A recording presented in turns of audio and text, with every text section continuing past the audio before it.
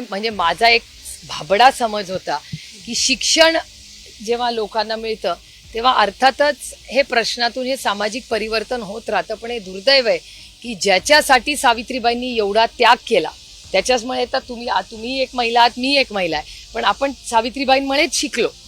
आणि आज त्याच सावित्रीच्या लेकींना जर हाणामारी होत असेल, ज्या समाजात शिक्षण असेल, किंवा पंडित जवाहरलाल नेहरूंनी नेहमी सांगितलं एक सायंटिफिक टेम्पर, विज्ञान हे आलंच पाहिजे.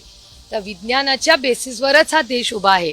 तर त्या विज्ञानाची साथ देताना जर ह्या महाराष्ट्रातल्या या छत्रपतींच्या महाराष्ट्रातल्या लेकींवर जर असे घात होत असतील ते दुर्दैव. आणि ह्याच्यासाठी आपण सगळ्यांनी, आणि फक्त हे महिला नाही, माझी अपेक्षा आहे की महाराष्ट्रातले कर्तृत्ववान पुरुष जे आहेत, ज्यांनी सामाजिक परिवर्तन केलेलं आहे, त्या पुरुषांनाही मी आवाहन करते की तुम्ही साथ द्या. आणि आजपासून आपण सगळे शपथ घेऊया की आम्ही हुंडा घेणार नाही, आम्ही हुंडा देणारही नाही. आणि इथून पुढे जिथे अशा हुंडाच्या घटना जर घडल्या त्या लग्नाला आपण सगळ्यांनी जायचं नाही असा निर्धार करूया.